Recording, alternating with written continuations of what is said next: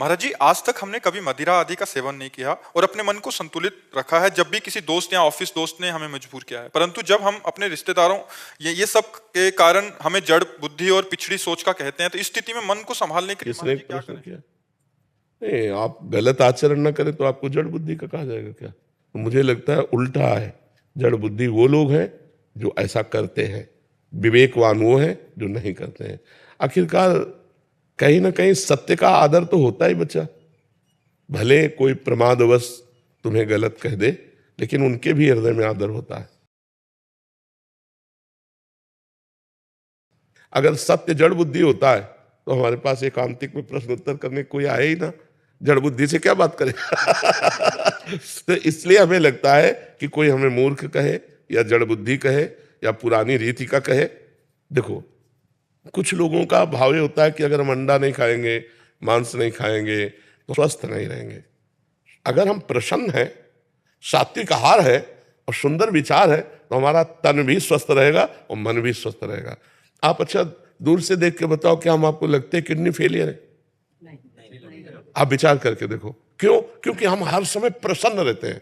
हम एक मिनट भी कभी किडनी फेलियर बन के नहीं बैठते। अब 1 बजे रात्रि से हमारी दिनचर्या चल रही, या क्या किडनी फेलियर की चल रही? हर समय हमारा दिमाग भगवान की तरफ। क्या आप नहीं लगा सकते? आप भी वैसे लगाइए। दुखों से लड़ना पड़ेगा, दुखों को जीतना पड़ेगा।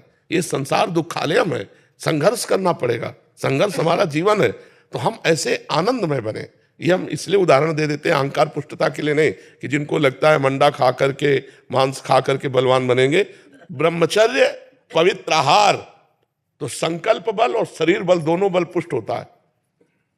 किसी ने कहा कि महाराज जी, यही प्रश्न किया था एकांती में, कि आप और आपके चेले बड़े हष्टपुष्ट है, तो संयम, अगर संयम है, नियम है, तो देखो बीमार होते हुए भी पवित्रता और संयम के कारण हमको खुद महसूस होता है कि मैं बलवान हूं। मुझे ये महसूस नहीं होता कि किडनी फेलियर ऐसे हो। नहीं, हमें खुद महसूस होता है मुझे बल है। और अगर अभी संयम बिगड़ जाए और भगवान का भरोसा छूट जाए तो डिप्रेशन में पहुंच जाओ, इतना कष्ट रहता है।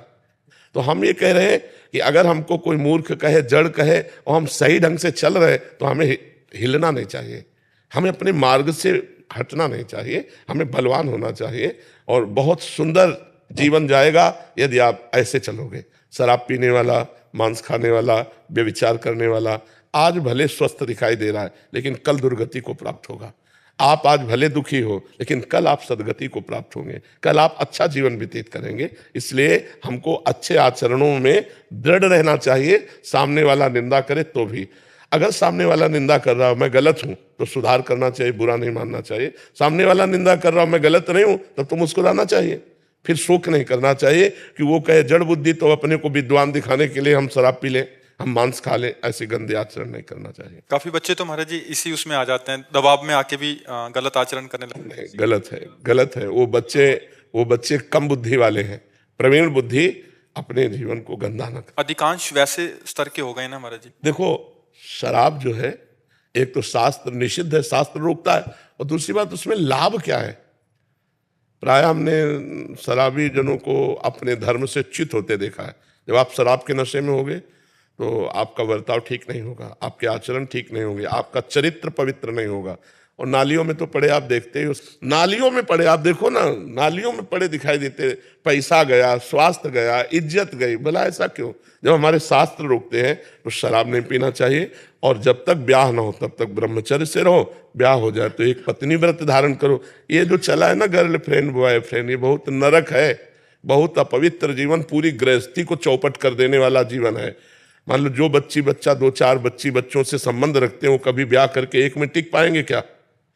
उनकी गंदी आदत बनी रहेगी, उनका जीवन व्यर्थ हो जाएगा, गृहस्थी संबंध टूट जाएंगे। इसीलिए नए नए ब्याह होते हैं, डिवोर्स हो जाता है।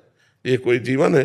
अरे जीवन है कि चलो अब लो नसानी अब ना नसई हो, 1-2 बार गलती हो गई, अब पति प्राप्त हो गया तो अब बहुत धर्म से रहे, या पत्नी प्राप्त हो गई तो धर्म से रहे। लेकिन आजकल शराब पीना और नया नया व्यभिचार करना और जैसे बने वैसे धन कमाना, यही उद्देश्य रह गया। गृहस्थी के लिए ब्रह्मचर्य क्या नियम होना चाहिए महाराज? मासिक धर्म के 8 दिन बाद एक बार केवल संयोग कर सकता है, शास्त्रीय पद्धति के अनुसार। महीने में एक बार एक शिष्य ने अपने गुरुजी से पूछा कि हमारा ब्याह हुआ तो कैसे चलें, तो उनका वर्ष में एक बार, उनका ऐसा तो नहीं रह पाएंगे गृहस्थी में, तो उनका 6 महीने में एक बार, उनका ये भी नहीं रह पाएंगे। तब फिर ये शास्त्रीय पद्धति बताई, महीने में एक बार। शास्त्रीय पद्धति है महीने में एक बार। अब सोचो आजकल नए नए बच्चे कितने आके बता गए कि 5 बार हस्तमैथुन, 8 बार हस्तमैथुन, ये जिंदा रह रहे हैं, यही बड़ी बात है। एक मन द्रवित पदार्थ सहित, एक मन कहते 40 किलो को, 40 किलो अन्न और पानी और दूध सब कुछ मिलाकर जब पचता है तब एक बार संतान उत्पन्न करने की योग्यता का वीर बनता है। और जो लोग ऐसे नष्ट करते हैं उनकी जीवनी क्या होगी। इसलिए वो ब्रह्मचारी ही माना जाएगा गृहस्थ जो एक पत्नी व्रत है, वो महीने में एक बार संयोग करता है संतान उत्पत्ति के लिए। शास्त्र आज्ञा जो है, शेष समय ब्रह्मचारी। संतान उत्पत्ति का उद्देश्य नहीं है, फिर नहीं करना। फिर व्यभिचार के लिए आदेश नहीं है, नहीं शास्त्रीय आदेश नहीं है, बका उसको पाप लगेगा नहीं जी। अगर वो महीने में एक बार संयोग करता है तो पाप नहीं लगेगा, पाप का अधिकारी नहीं है। लेकिन शास्त्र आदेश नहीं है, शास्त्र आदेश केवल संतानोत्पत्ति के लिए है। शेष समय ब्रह्मचर्य रहकर भगवत आराधन करते हुए अपने कर्तव्य का पालन करना, और संतान हो जाने के बाद फिर तो पूर्ण ब्रह्मचारी। हाँ, पूर्ण ब्रह्मचारी, क्योंकि ब्रह्मचर्य, गृहस्थ, वानप्रस्थ, संन्यास अर्थात हमारे 4 पुरुषार्थ हैं, धर्म, अर्थ, काम, मोक्ष। तो हमारा लक्ष्य मोक्ष प्राप्ति भी है। वो इंद्रियों का विलास जब बंद होगा तभी तो हम मुक्त अवस्था की तरफ जा पाएंगे। तो हमको चाहिए कि 40 तक हिसाब किताब बराबर कर ले गृहस्थी का, इसके बाद भगवान की प्राप्ति का पूरा कमर कस के लग जाना चाहिए। गृहस्थी में भी रहे तो फिर बात बन जाती है। अब तो 30-40 में तो ब्याह लोग करना शुरू कर दिए, 30 में तो ब्याह करना, और हमें लगता है कि 30 तक तो 10-12 वर्ष का लड़का बच्चा हो जाता था। तो वही ठीक है कि आप जब वृद्धावस्था के तब पदार्पण कर रहे तो गृहस्थी संभालने लायक हो गए। ये हमारा जो क्रम था शास्त्री, वो बहुत बढ़िया था, बहुत बढ़िया था।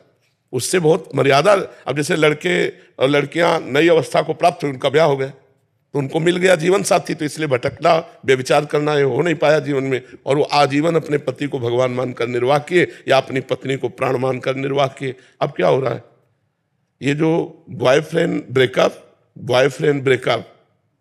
ये है क्या, मतलब ये है क्या? कितनी गंदी बात है। अपने शरीर को हम अपवित्र कर रहे हैं। और ये बच्चे हैं, जानते हैं नहीं।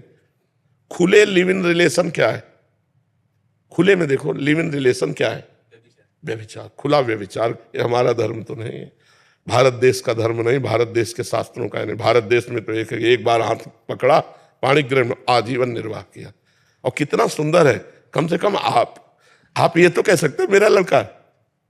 अब पता ही नहीं है ना, जब आप कहीं से मिल रहे हो, आप कहीं मिल रहे हो तो हमारे पितरों को जल कौन देगा? जब हमारी संतान ही नहीं तो जल कौन देगा? जब कुल परंपरागत। इसीलिए बहुत पवित्र रखा जाता था शरीरों को कि हमारा उद्देश्य संतान उत्पन्न करना केवल भोग के लिए थोड़ी, हमारी पितृ परंपरा है, उनका श्राद्ध तर्पण है, हमारे पितरों के उद्धार के लिए, हमारे कुल परंपरा चलाने के लिए। अर्जुन जी भगवान से कहते हैं इसी बात को कि जब योद्धा मारे जाएंगे तो स्त्रियां दूषित हो जाएंगी, स्त्रियां दूषित होंगी तो वर्ण संकर संतान होगी, वर्ण संकर संतान होगी तो पितृ को श्राद्ध लुप्त हो जाएंगे, हमारे पितर भी कैसे तरेंगे।